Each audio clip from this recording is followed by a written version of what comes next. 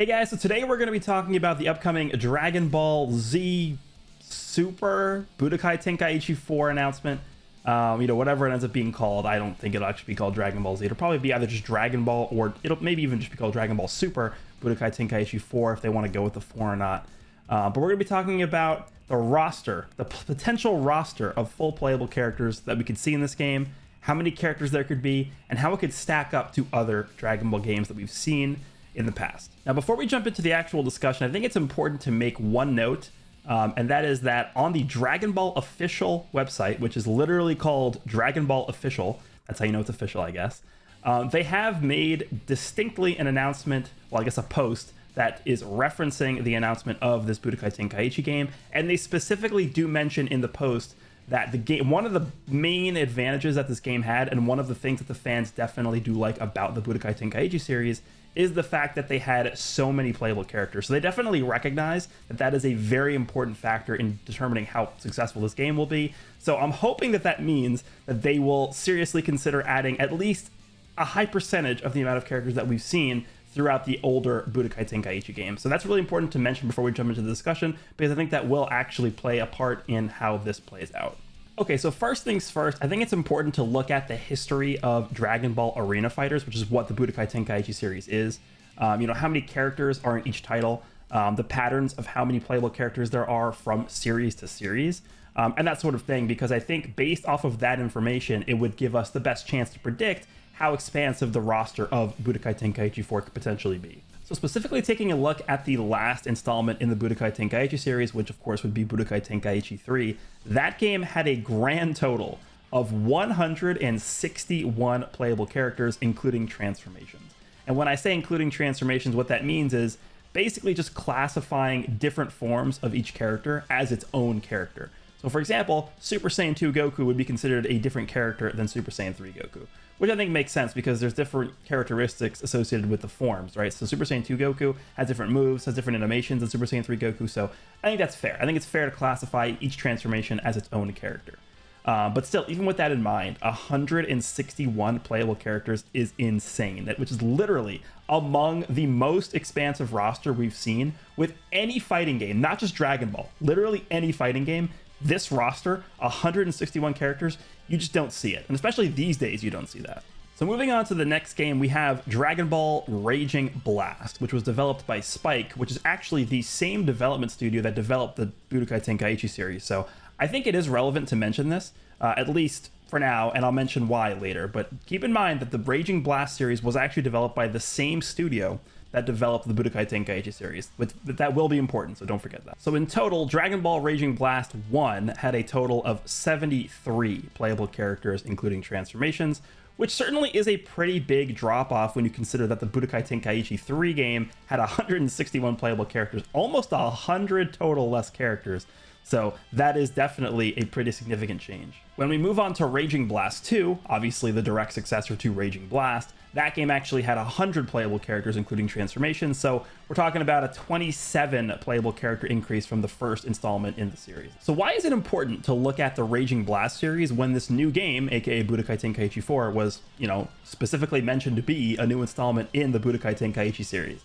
And the answer is because so much time has passed in between the release of Budokai Tenkaichi 3 and now, aka 16 full years, that I think it's reasonable to essentially call Budokai Tenkaichi 4 a game belonging to a new series, right? Even though it was specifically mentioned to be part of the Budokai Tenkaichi franchise, it's just there's so much time that has passed, there's so much technological advancements in game design, in the philosophy behind game design, that I think calling the Budokai Tenkaichi 4, presumably as the title, this new game, I think calling it and treating it as a separate franchise entirely from the old Budokai Tenkaichi games, I think that is reasonable, and I think that probably is how they will look at this game as they develop it. And if you go back and rewatch that short teaser they released, I mean, you can just tell that the graphics are going to be completely brand new and polished, the models are going to be all new, etc. So a lot of the work that is going to go into this game will have to go into essentially building the models, the combat, the animations from scratch. It's not like they can go back to the older Budokai Tenkaichi games and take the models and just push them into this new game.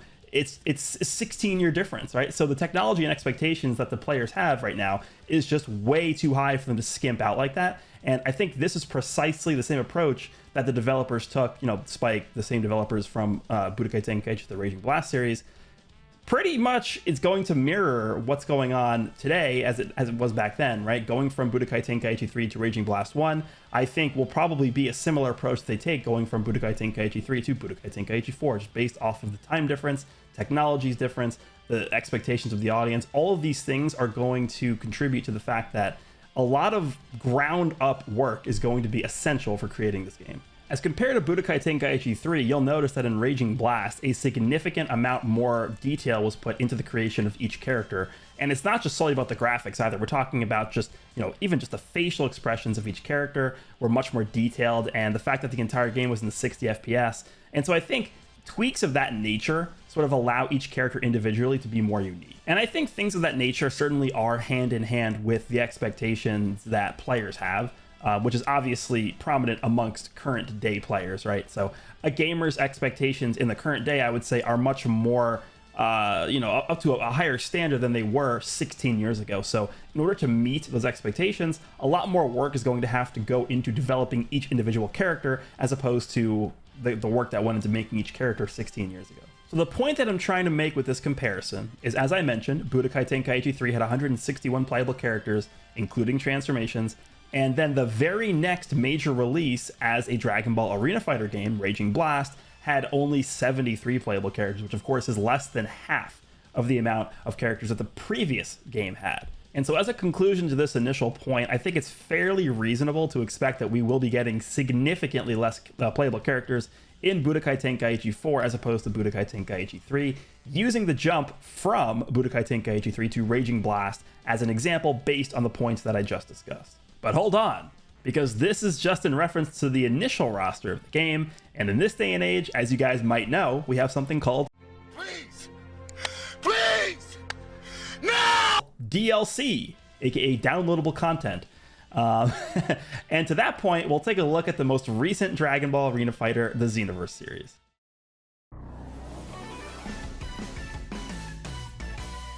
Now, the Xenoverse series is actually developed by a different studio than the studio that developed the Budokai Tenkaichi and Raging Blast series. Xenoverse is developed by Dimps, which is the same studio that developed Dragon Ball Legends and the same studio that develops the Dragon Ball Heroes arcade game, which is exclusive to Japan. But I think it is important to note that we do not yet know who's going to be developing Budokai Tenkaichi 4. There's no information that was divulged on that yet, so any person who's saying anything about that right now is simply guessing. But I think the developers of Xenoverse being different might actually be relevant to the point, but that is yet to be seen. So why am I bringing up the Xenoverse series? Well, the Xenoverse series has two installments. In Xenoverse 1, excluding characters like Rowberry and Apool, etc., and like the villainous characters, because they're basically just reskins of the same character, like actual reskins. We had a total of 75 playable characters, including transformations in the base game, so the initial roster of the game. And then Xenoverse 1 had 3 separate DLC packs, and then all 3 DLC packs, if you add together every single downloadable content playable character that came with each pack, you would come up with a total of 14 additional playable characters, meaning that you would get a total of 89 playable characters in the base game, and if you add on the DLC packs as well. Now, in terms of Xenoverse 2, here's where things start to get a little bit nutty. The base game of Xenoverse 2, excluding duplicate characters, once again, like Apool, Rowberry, and villainous characters, like the true reskin characters. The base game of Xenoverse 2 consists of 109 playable characters, which is actually a decent, that's a lot of characters. 109 playable characters, that is a lot. That is a lot. So in total, Xenoverse 2 currently has 14 DLC packs, with DLC Pack 15 already in the works that is coming out shortly. They've already announced one of the characters that is coming out for the pack, which is Orange Piccolo.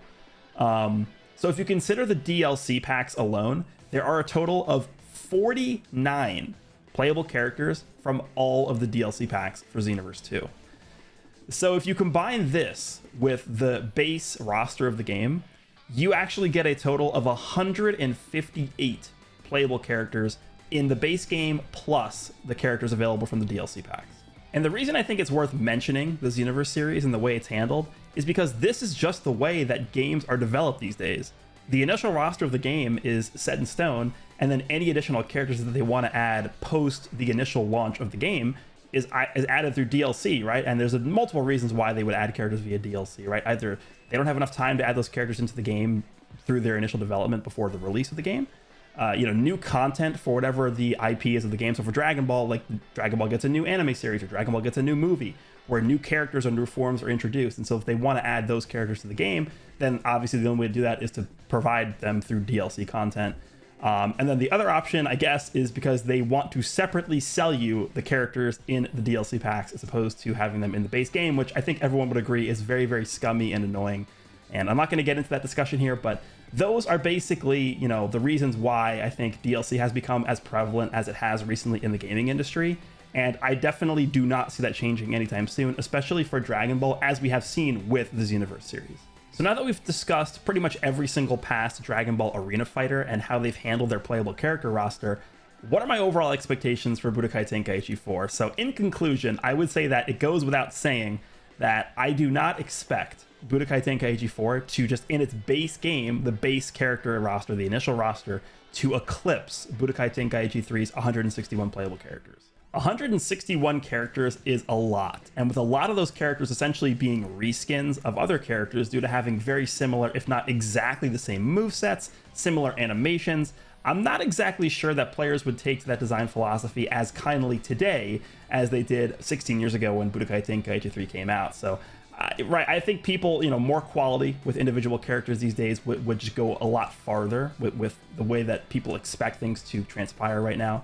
I'm definitely expecting less overall characters, but I am expecting each character to have much more individual detail put into their design as opposed to the characters in Budokai Tenkaichi 3 did. However, I definitely do think that DLC is going to be inevitable for this new game. I mean, it's basically set in stone at this point with how the industry has been shaped recently. So much like Xenoverse 2, as long as Budokai Tenkaichi 4 sells well, has a strong player base, and people are asking and wanting for more content, I'm sure that the developers will deliver in the form of DLC. Hey, you want to play more? You want to play with this character? You want to play with this character? Sure, go ahead and buy this DLC pack that we're going to be releasing. So I think that is certainly the direction they will go in, and I'm kind of positive that eventually this game could eclipse the total amount of characters that we had for Budokai Tenkaichi 3, and that mostly has to do with the fact that Dragon Ball Super didn't exist when Budokai Tenkaichi 3 came out, right? You had OG Dragon Ball, you had Z, and then you had GT. Super didn't exist yet. Battle of Gods had not even come out yet.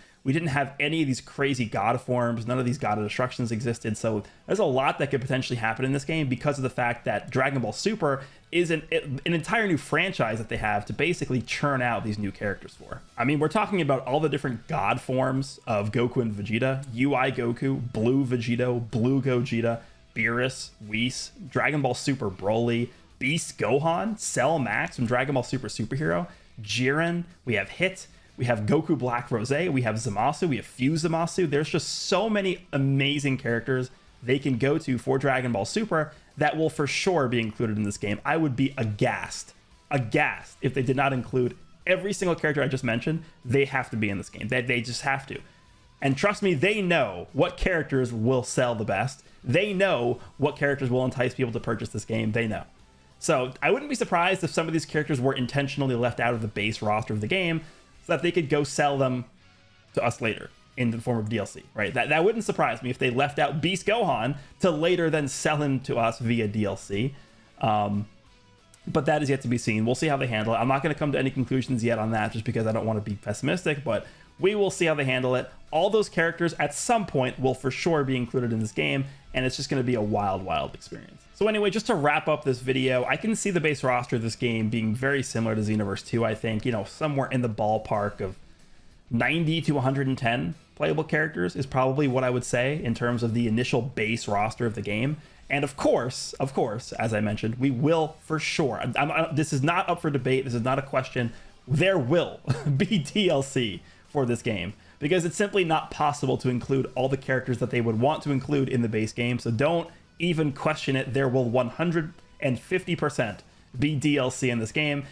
All that we have to wait and see to understand is what characters will be excluded from the base game in order for them to sell it to us via DLC. So I think once we do factor in DLC characters and we add those characters to the base game, I think we for sure could see the total amount of characters eclipse Budokai Tenkaichi 3's 161 playable characters. It's just, again, we have way too many new characters introduced in Dragon Ball Super. There are way more characters that are involved with the world of Dragon Ball at this point, as opposed to 16 years ago.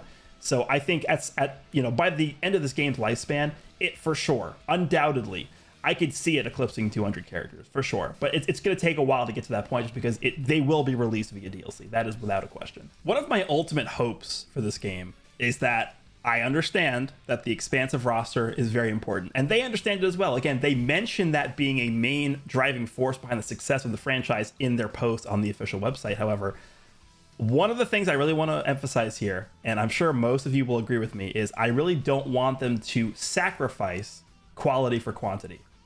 I don't want them to think that, okay, we need to release this many characters. Sure, it would be awesome if they put Arale in this game. It would be awesome if Kui was a playable character. It would be sick if Yajirobe was like doing all these crazy animations and super attacks and stuff like that. I would be completely okay if they decided, you know what, we're gonna scrap like 1, 2, or 3 of these sort of like less popular characters, like Kui, right?